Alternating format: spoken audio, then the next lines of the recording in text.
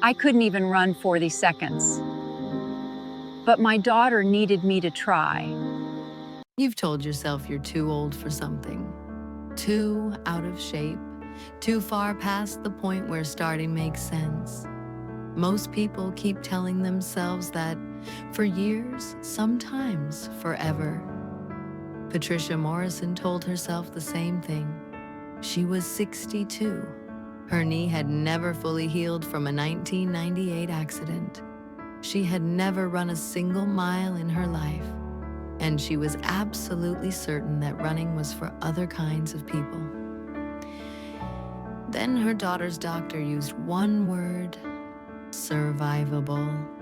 And Patricia found out something about herself she never expected to know. Patricia Morrison had spent 30 years as an office manager at a dental practice in Nashville. She was good at her work, methodical, organized, the kind of person who showed up early and stayed until the job was done. That was her version of endurance, not the athletic kind. Exercise had always belonged to someone else's life. She walked when she needed to. She took the stairs sometimes when she remembered. But gyms, running shoes, early mornings in the cold, that was for people who had always been that way, she figured. Not for someone who had spent 3 decades at a desk. She had 2 daughters. Renee, the older one, called every Sunday.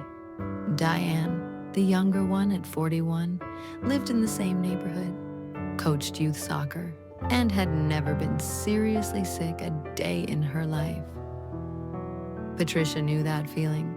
Being certain something isn't yours, you don't even fully decide it. It just settles in over the years until it feels like simple truth. She was the kind of woman who got things done.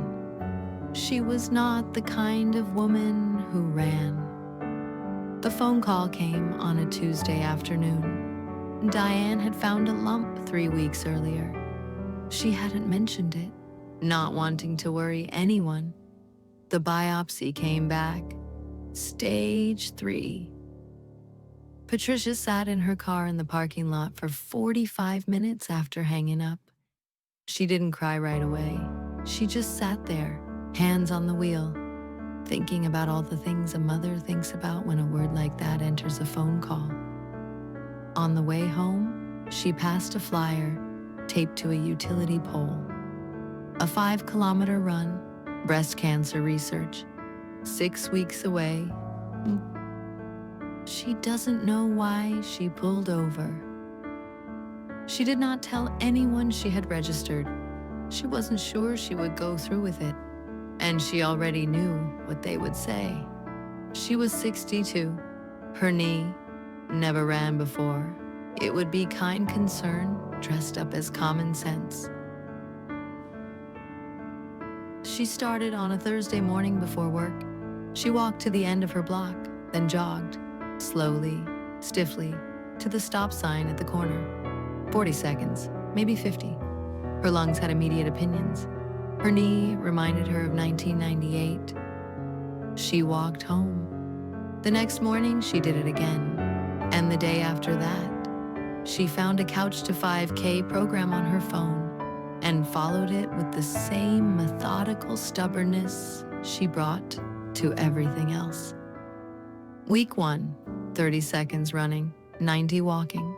Week 2, 60 seconds. She wrote it in her planner in pencil so she could erase it if she needed to and pretend it never happened. There were mornings she stopped after 5 minutes and stood on the sidewalk feeling ridiculous. There were mornings her knee ached so badly she sat on a neighbor's curb to rest. There were mornings she thought, "This is not going to work. I am not this person." Meanwhile, Diane started chemotherapy. The first round was brutal. She lost her hair by the 4th week. She stopped coaching soccer. She slept through most afternoons and woke up nauseous and called her mother, who answered every time. Patricia trained in the mornings and answered the phone in the afternoons. She didn't tell Diane about the running. She wanted to have something to show first. The 5-kilometer race was on a Saturday morning in early May. Patricia drove to the park alone, pinned her number to her shirt, and stood at the starting line surrounded by people who looked like they had always been this way. She had not.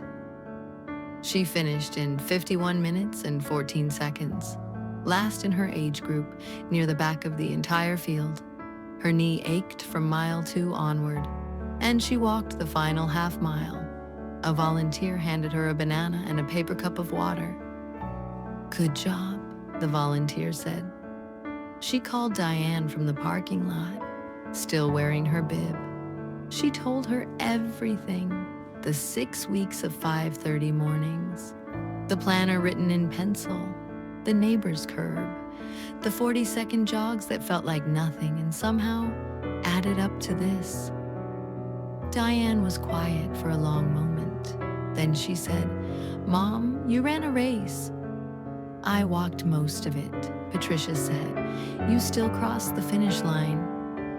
Patricia registered for a 10-kilometer race the following month, then a half marathon in the fall. She trained through the summer while Diane went through her second and third rounds of treatment. Some mornings, Patricia ran before anyone else was awake. Some mornings, she ran after sitting with Diane at the infusion center for 3 hours. In November of 2019, Patricia Morrison, 62 years old, bad knee, never an athlete, crossed the finish line of the Country Music Marathon in Nashville. 5 hours and 47 minutes. Diane was at the finish line. She was wearing a hat because her hair hadn't grown back yet. She was crying before her mother came into view. Diane finished her treatment in January of 2020. 6 months later, her oncologist used another word at the follow-up: clear. Patricia cried in the car again. Same parking lot energy, entirely different reason. She has run 4 marathons since that first one. She is 68 now and still runs 5 days a week. In the early morning before Nashville wakes up, her knee has never fully forgiven her. She wears a brace on long days and ices it afterward, and considers this a reasonable trade. She doesn't call herself a runner. When people ask what she does for exercise, she says she goes out in the mornings. If they press, she'll mention the races, almost as an afterthought. The way you mention something that has become part of the ordinary furniture of your life. Last spring, Diane ran her first 5-kilometer race. Her mother beat her by 11 minutes. Diane laughed about it for a week. Patricia was asked once by a neighbor who had seen her leave in the dark for years, what had changed? Why running? Why then? She thought about it for a moment. "I didn't start because I thought I could," she said. "I started because Diane needed me to be the kind of person who would try." And somewhere in those early miles, the dark ones where nothing felt possible, I found out I already was. I just hadn't needed a reason before. She found out she was already that person. She just hadn't needed a reason yet. What's the reason you've been waiting for? And what if you don't need one?